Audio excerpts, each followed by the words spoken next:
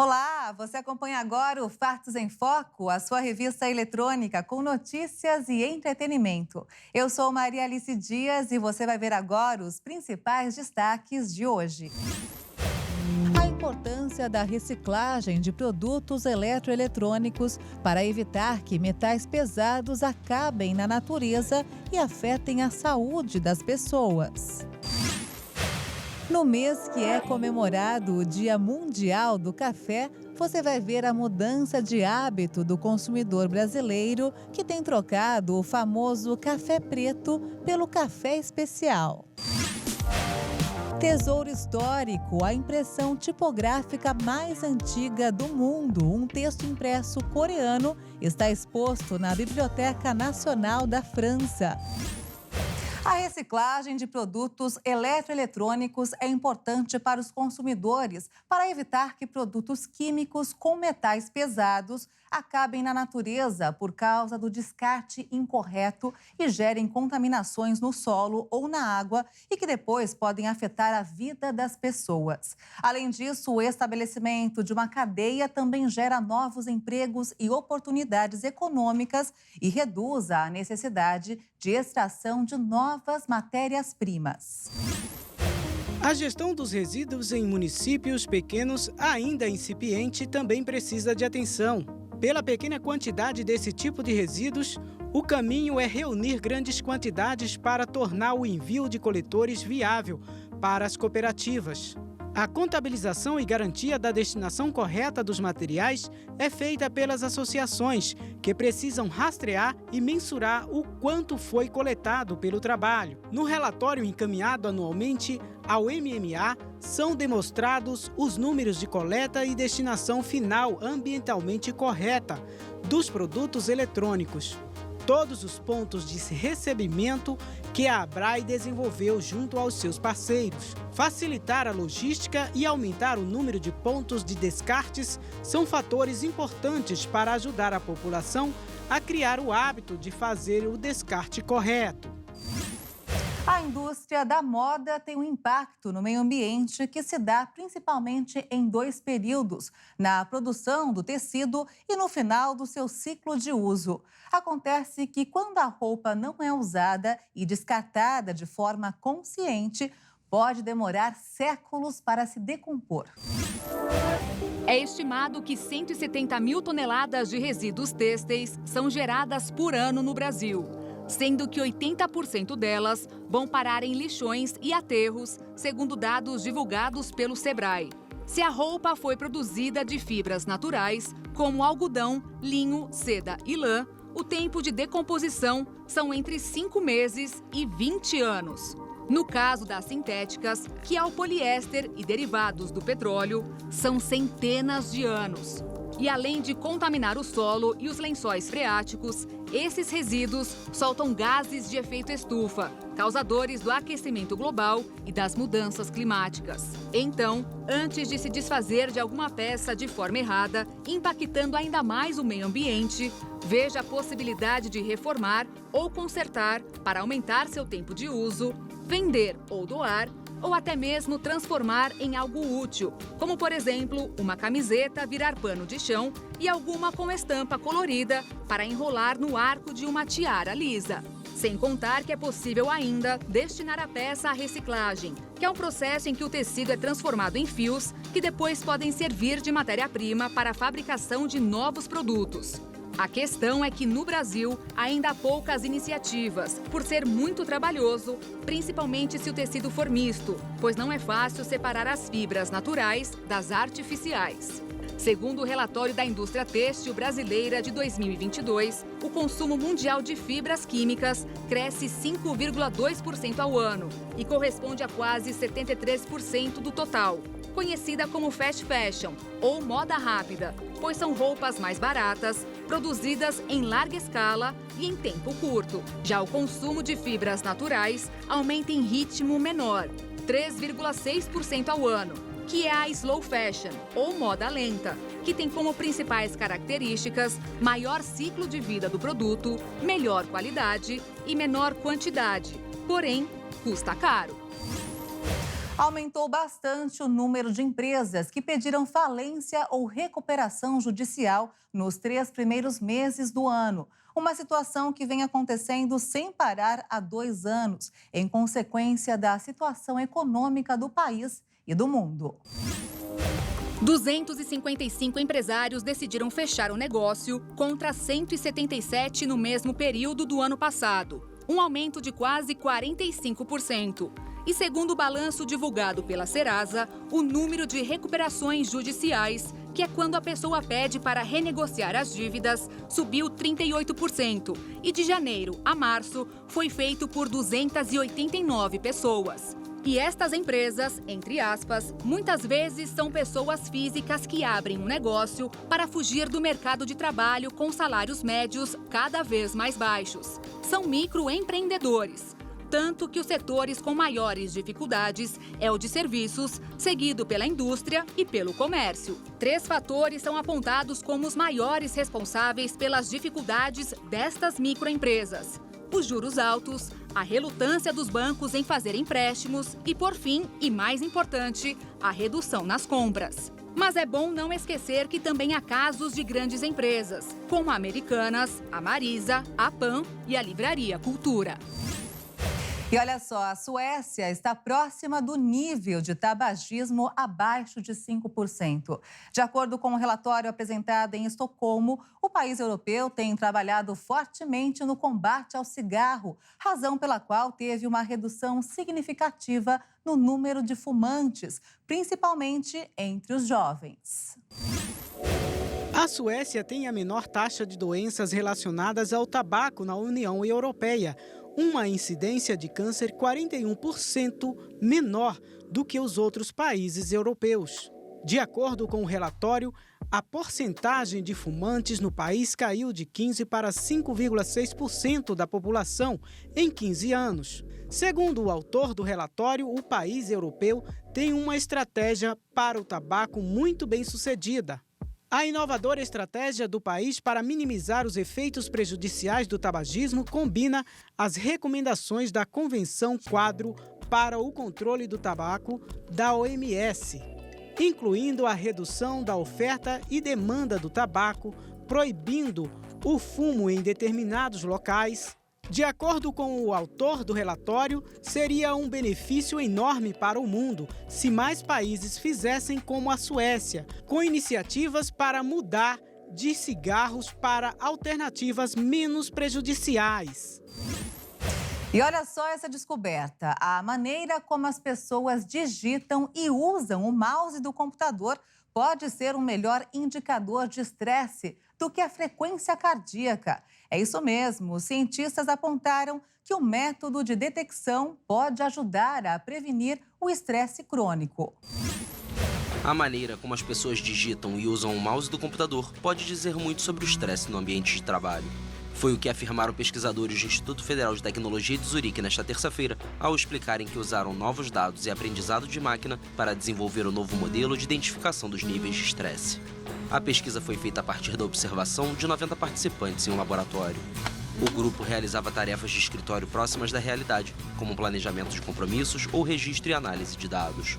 O comportamento das pessoas com o mouse e teclado era monitorado, assim como seus batimentos cardíacos. Periodicamente, os participantes eram questionados se sentiam estressados. Enquanto alguns foram autorizados a trabalhar sem serem perturbados, metade do grupo foi repetidamente interrompida com mensagens de bate-papo e também foi convidada a participar de uma entrevista de emprego.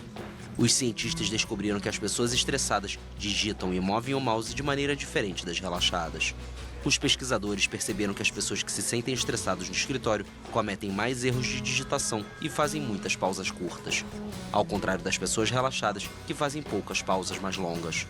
Os especialistas dizem que há uma necessidade urgente de encontrar maneiras confiáveis de detectar o aumento do estresse no trabalho, destacando que 1 em cada 3 funcionários na Suíça sofre de estresse no trabalho. Um estudo mais completo, com dados de funcionários suíços que concordaram em usar um aplicativo para registrar seu comportamento com o mouse e o teclado e a frequência cardíaca, é aguardado até o final do ano. Um estudo revelou que a maioria das pessoas não costuma lavar os utensílios de maquiagem após o uso, de acordo com as recomendações dos órgãos de saúde, o que representa um grande risco para a pele e pode causar sérios problemas devido ao acúmulo de bactérias. A recomendação de limpar os pincéis de maquiagem após cada uso parece exagerada, mas um novo estudo pode te dar motivos para isso. Conduzida por uma marca britânica de pincéis para maquiagem e cosméticos, a pesquisa revelou que a limpeza incorreta desses utensílios pode deixá-los com mais bactérias do que o assento do vaso sanitário. Os pesquisadores analisaram o armazenamento de 2 conjuntos de pincéis, um limpo e um sujo, em 5 locais diferentes, incluindo a penteadeira de um quarto, a bolsa de maquiagem, uma bolsa exclusiva para pincéis de maquiagem, uma gaveta para pincéis e um suporte no banheiro. Após 2 semanas, eles compararam as bactérias presentes nos pincéis com as de um assento do vaso sanitário. Os resultados das amostras revelaram que todos os pincéis sujos continham as mesmas ou mais bactérias do que o assento do vaso sanitário. Foram encontrados vestígios potenciais de E. coli, levedura e mofo, que podem levar a infecções fúngicas. Já os pincéis limpos apresentaram significativamente menos bactérias. A pedido da Spectrum Collections, uma cientista cosmética analisou os resultados e alertou que deixar os pincéis sujos e com bactérias aumenta a probabilidade de transmiti-las para o rosto na próxima vez que você for aplicar a maquiagem. A higienização correta inclui lavar os pincéis com água e sabão neutro. Nesse processo, é importante não esquecer de limpar o centro e a parte inferior das cerdas, pois esse pode se tornar um espaço onde as bactérias se acumulam.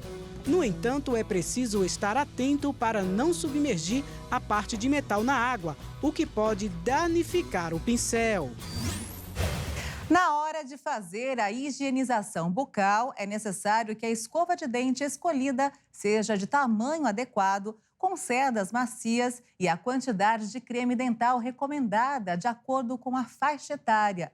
Mas o resultado observado em uma pesquisa no estado de São Paulo foi de que mais de 80% dos modelos de escova têm cerdas que não atendem às normas brasileiras para esses produtos. O desafio está justamente na escolha por produtos de boa qualidade.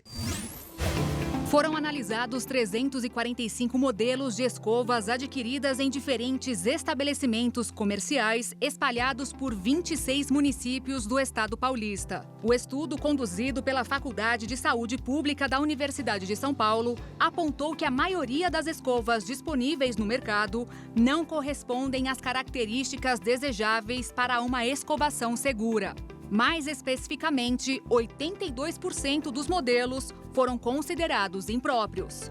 Para a escova cumprir bem a sua função, o cabo deve ser reto e achatado, e a cabeça deve ser compatível com a faixa etária de quem vai utilizar o produto. Características que ainda são pouco conhecidas da população. Por exemplo, cada modelo deveria conter 18 tufos, com 80 cerdas em cada um, totalizando 1.440 cerdas. Acontece que essa quantidade, no formato errado, representa riscos à saúde bucal. No caso, deveriam ser arredondadas, mas a maioria é afiada, o que acaba produzindo microferimentos na gengiva e desgastes no esmalte do dente. Sem contar que descumpre as normas vigentes de regulamentação. As falhas nas normativas fragilizam e dificultam a eficácia das ações de vigilância sanitária. Ainda de acordo com o estudo, é praticamente impossível averiguar o acabamento das cerdas a olho nu. Então, o consumidor fica à mercê da honestidade do fabricante.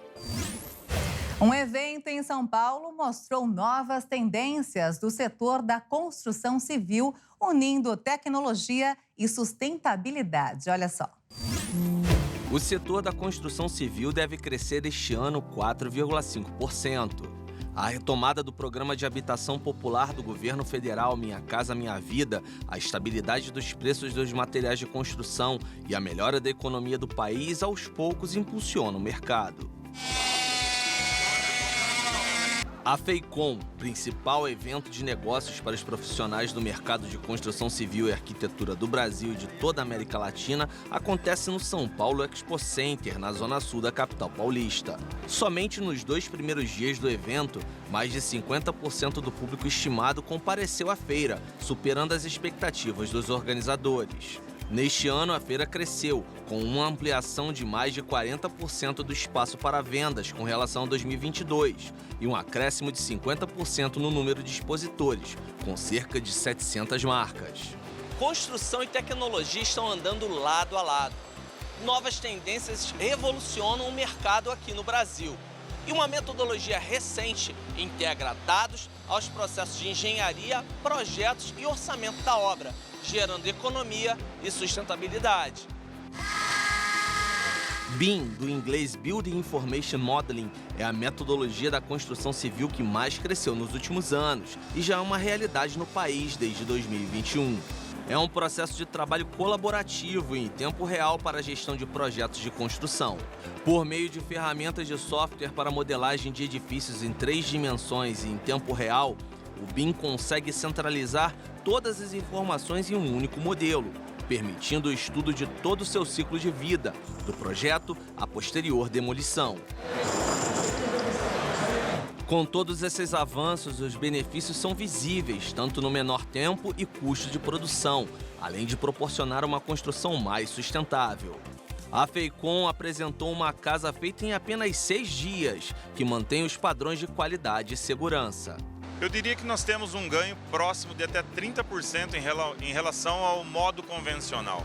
Por exemplo, essa casa, na elevação da alvenaria, eu já levo elétrica e hidráulica embutida. Então eu não tenho um retrabalho, eu não tenho um corte de paredes para fazer as devidas instalações. À medida que eu monto a laje, eu já tenho os compensadores, as canaletas Jotas, e eu vou apoiando tudo sem quebras. Zero de resíduos, sem uso de madeira. E aí eu entro com o sistema de cobertura metálico e já com o quantificativo de todo o material, quantificativo, por exemplo, das telhas. Então não vai tendo sobra de material, nem retrabalho, nem quebra. Por meio de soluções em realidade aumentada, é possível monitorar o que está acontecendo e replanejar a obra em tempo real, direto do canteiro, além de possibilitar uma apresentação imersiva do projeto a clientes e a todas as áreas envolvidas no empreendimento. Com isso, através de uma modelagem 3D, a gente cria o que chama um gêmeo digital.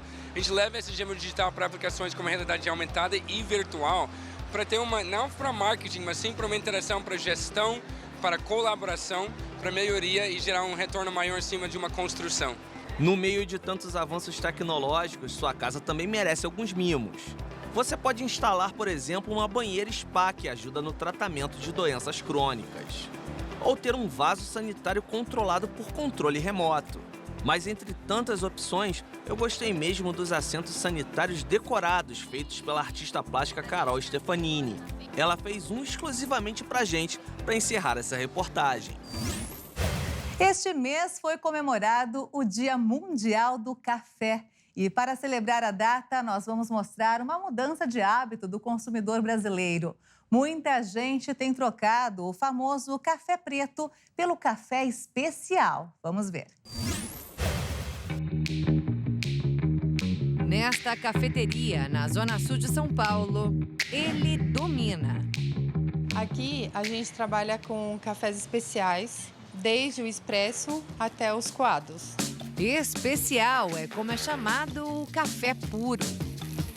O café especial, ele já é feito na colheita manual, onde ele não tem agrotóxico nem conservantes. Já o café tradicional, ele é feito numa torra alta, onde ele já esconde, todas as impurezas e imperfeições do grão. Em notas que vão de 0 a 100, especialistas consideram especiais os cafés que pontuam no mínimo 80. A gente trabalha com o expresso de 82 e os especiais de 84 pontos. E esse café especial tem conquistado cada vez mais brasileiros. Segundo a Federação dos Cafeicultores do Cerrado, o consumo dessa modalidade tem registrado aumento anual de 15%. E essa mudança de hábitos também tem sido sentida aqui, nesse estabelecimento. Aqui a gente sente um pouco mais do que esses 15%. Eu acho que a gente está num lugar onde as pessoas curtem muito café e a partir do momento que elas vêm, elas falam, putz, ali tem um café diferente, tem um café especial. Especial no nome, no cultivo, na colheita e, claro, no preço. Comparado ao café tradicional, é uma média de 20 vezes mais, às vezes 30 e às vezes até mais. Mas Cecília garante que o sabor compensa. Na verdade, os sabores, que se diferem pela gramatura e moagem dos grãos. O método prensa francesa, ele é um método que não utiliza nem energia, então ele é um método mais ecológico. Já o método Aeropress, ele é um método feito sob pressão. Tem também um método V60, onde ele é um método que remete mais à doçura e leveza do café. É a doçura natural da bebida feita para ser tomada pura e que, segundo a Cecília, torna especial o dia de quem vive essa experiência gastronômica. Café sempre, né? Ainda café bom, não tem como não sair diferente.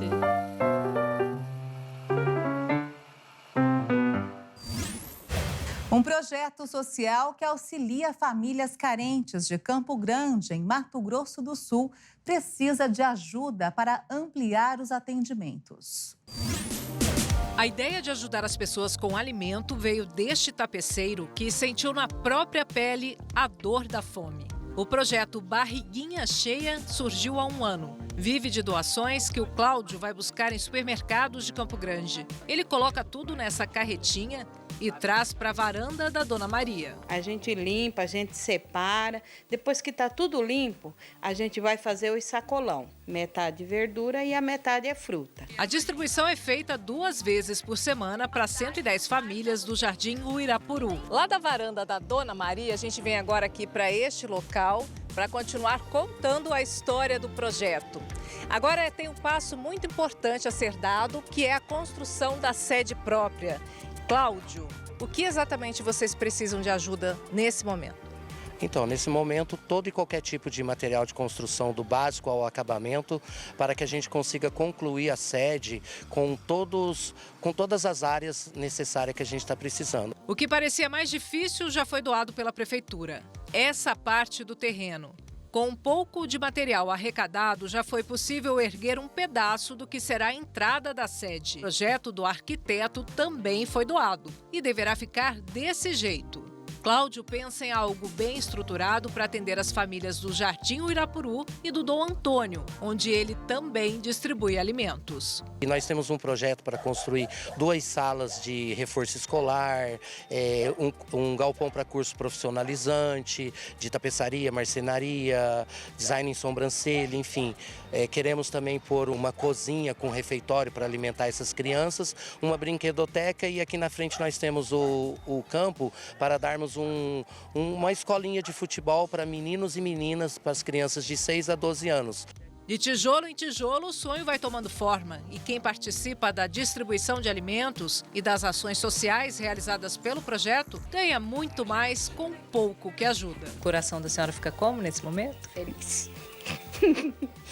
Feliz de ajudar o próximo, né? Porque como que tá o mundo aí fora? Quanta gente aí precisando. E se a gente tem e a gente pode ajudar, através deles, a gente ajuda. Uma atleta espanhola que passou 500 dias isolada em uma caverna, sem contato direto com o exterior nem luz natural, saiu do local e afirmou que a experiência foi excelente e insuperável. Vamos ver. Flamine estava a 70 metros embaixo da terra na caverna em Los Gauchos, perto de Motril, desde novembro de 2021. No local, a atleta contava com livros, luz artificial e câmeras para gravar a experiência, mas não tinha telefone nem instrumentos para controlar o tempo. Ela teve o apoio de uma equipe técnica que deixava a alimentação em um ponto da caverna sem que houvesse qualquer tipo de contato. Estou há 1 ano e meio sem falar com ninguém, só comigo mesma, disse Flamine aos jornalistas depois de sair da caverna, que fica a 10 quilômetros de Motril, na Andaluzia. A atleta brincou que não sabia o que tinha ocorrido no mundo, já que continuava vivendo o dia 21 de novembro passado, quando iniciou o desafio. A experiência, que será tema de um documentário, tinha como um dos objetivos registrar a repercussão mental e física do isolamento. Flamini contou que nunca pensou em abandonar a missão, nem mesmo quando enfrentou uma invasão de moscas na caverna. A primeira imagem já feita de um buraco negro na história da astronomia ganhou uma cara nova, graças ao trabalho de uma astrofísica brasileira. Agora, a foto que aparentemente estava borrada pode ser vista com mais definição e riqueza em detalhes. A equipe de cientistas liderada pela brasileira Lia Medeiros e membros do projeto de colaboração internacional Event Horizon Telescope foram os responsáveis por aperfeiçoar e dar mais realismo à imagem do buraco negro.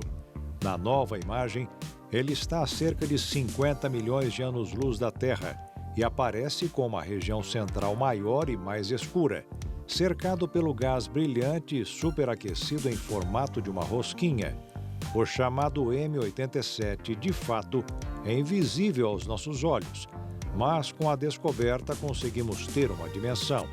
Para chegar até o resultado final e deixar a imagem mais nítida, os pesquisadores utilizaram dados de observações de 2017 para analisar mais de 30 mil imagens simuladas de buracos negros e, com isso, montaram uma espécie de quebra-cabeça através de algoritmos sofisticados e o uso de inteligência artificial.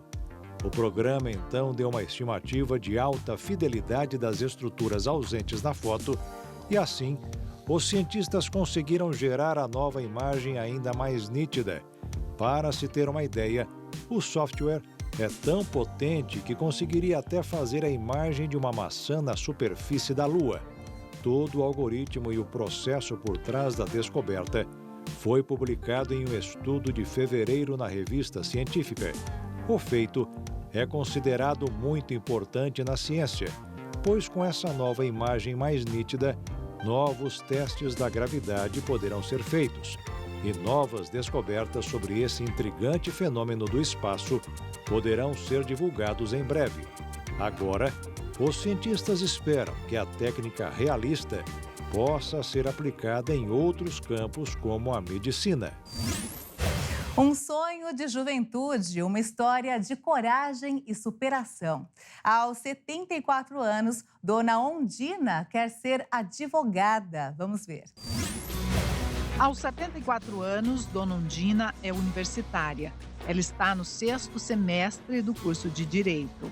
Quero montar o meu escritório na minha própria casa, para mim exercer certos atendimentos, assim, com facilidade. E ajudar as pessoas também que estão dependendo, precisando daquela ajuda. E eu posso ajudar e vou ajudar com muito prazer. Aposentada e com 5 filhos já criados, ela decidiu retomar um sonho antigo que foi interrompido aos 15 anos, quando optou por se dedicar à família. Entrei na escola Fausto para fazer o ensino fundamental. Depois, em seguida, eu entrei na autoescola para aprender a dirigir. Aos 68 anos, eu tirei a carteira de habilitação. Eu estou perto do fim do sonho que eu fiz para mim mesmo, aquele pensamento positivo. Eu vou estudar, eu vou me formar na área de direito. Eu quero ser uma advogada. E eu quero ser alguém na vida. Para retornar aos bancos da escola, ou melhor, de uma universidade, é preciso muita determinação. Chegar até aqui não foi fácil. Dona Ondina percorreu um longo caminho.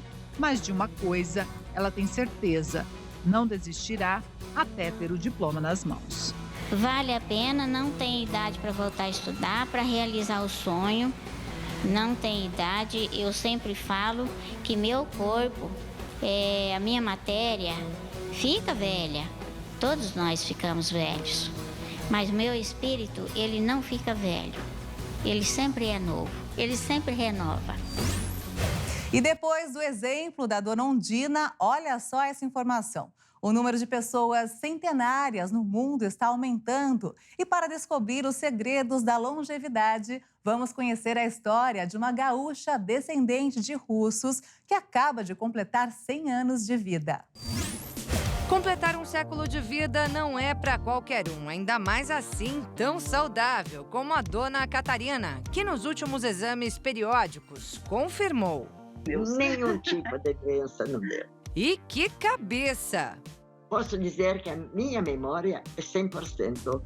Lembro desde a infância tudo e lembro até hoje o que aconteceu, o que vai estar acontecendo, só não sei o que vai acontecer. Quando o assunto é longevidade, a professora aposentada, que completou 100 anos de vida no último dia 8 de abril, é referência. Mas ela não é a única. Segundo a Divisão de População da Organização das Nações Unidas, em 2021, cerca de 620 mil pessoas no mundo todo tinham 100 anos ou mais. Mas, de acordo com a entidade, esse número vem crescendo e pode ultrapassar a marca de 1 milhão de pessoas até o final desta década. Mas quais serão os segredos da longevidade? Felicidade. Felicidade. Viajo muito, entendeu? Adoro viajar. Caminhar, se alimentar bem, dormir bem. As dicas dos idosos são confirmadas pela especialista em medicina do envelhecimento, Valéria Goulart. Existem vários trabalhos mostrando que se você fazer uma atividade física, você pode até diminuir a chance de morte em até 30%. E a alimentação sempre é mais variada possível. Alimentos integrais, fruta, legumes, grãos, nozes, né? Evitar muita gordura, alimentos ultraprocessados que envelhecem o nosso organismo e aqueles alimentos muito químicos, né? Gordurosos, beber bastante água, hidratação é fundamental, isso é demais. E também fazer assim, consultas periódicas com o seu médico de confiança para poder realmente ver quais são os exames que estão alterados, o que pode fazer uma prevenção. A dona Catarina diz que segue à risca todas as recomendações.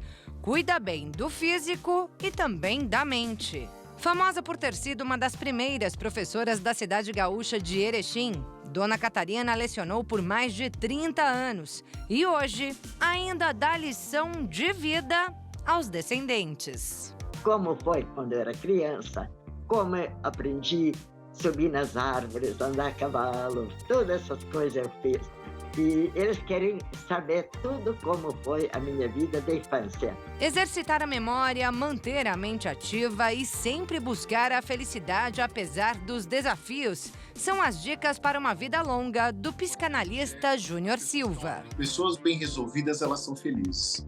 Então a gente precisa resolver as pendências da nossa vida, mas sem perder o foco de fazer uma construção de vida. Porque quando a gente perde o propósito, a gente fica mais prostrado, né? Então eu acho que muitas pessoas que estão dentro de casa, nós precisamos encontrar o nosso propósito. Propósito é algo que a dona Catarina sempre teve. Além da profissão bem-sucedida em uma época em que o espaço para a mulher no mercado era escasso, a professora conta como alcançou o casamento dos sonhos. Eu sempre disse assim, eu quero encontrar um moço alto, moreno e simpático. E encontrou. Com seu Adolfo, ela se casou, teve 4 filhas, 8 netos e 2 bisnetos. Uma bela família, sempre muito presente. Isso eu acho que faz com que o idoso se sinta feliz. E se sente muito amada, né? Eu vejo que ela se sente muito amada. Muito amada, ela sabe que é aquela vó, aquela mãe que todos os dias alguém tá dizendo, a gente diz, mãe, eu te amo. Eu telefono de manhã, quando dou tchau, eu te amo. Ela diz, eu te amo mais.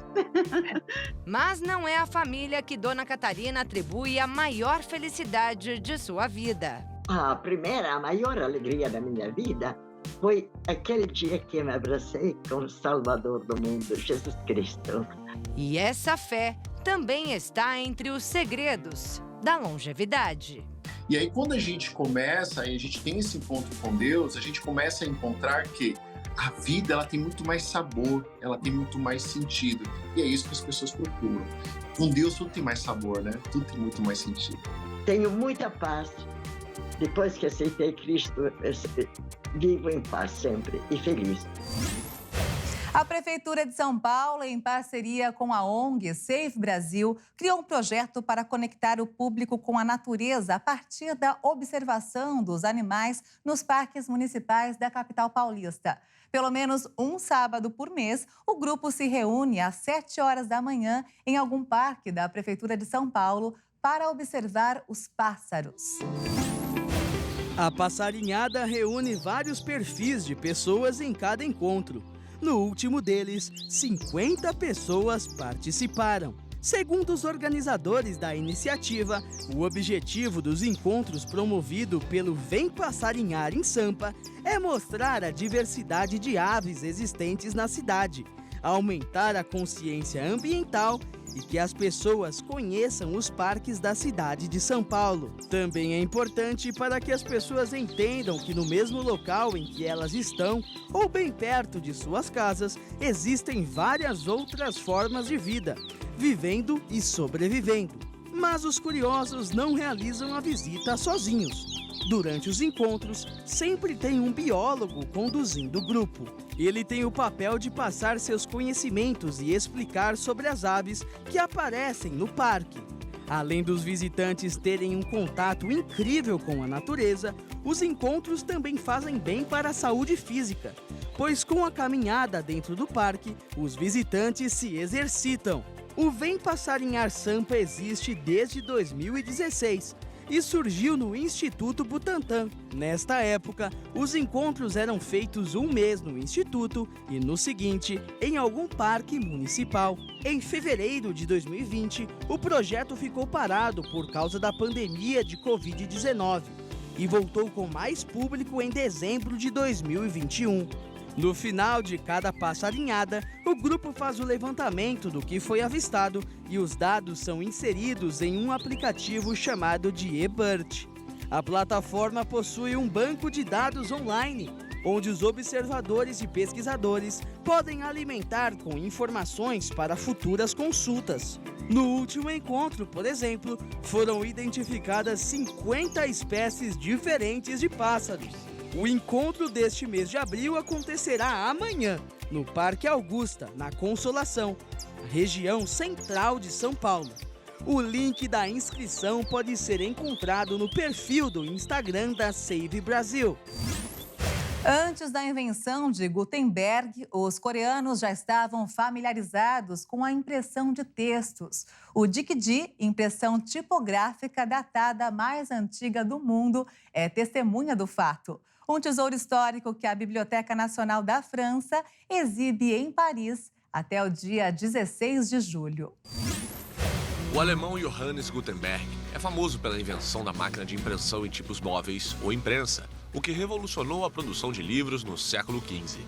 Mas anos antes da criação de Gutenberg, os coreanos já estavam familiarizados com a técnica de impressão de textos. Um testemunho disso é o Dikdi, livro do ano de 1377, exposto na Biblioteca Nacional da França, em Paris, até 16 de julho. O livro é um manual de ensinamentos budistas composto com caracteres chineses, impresso no 7º ano da era Xuanguang. Originalmente, a obra tinha 2 volumes, mas apenas o 2º resistiu ao tempo. O manual indica que os coreanos já conheciam a impressão por tipos móveis, uma técnica proveniente da China, cerca de 75 anos antes de Gutenberg e sua Bíblia de 1455. O único no mundo, o Dikdi chegou à França há um século, comprado por um colecionador.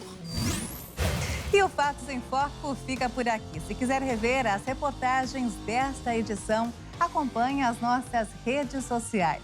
Obrigada pela sua companhia e um excelente fim de semana para você. Tchau!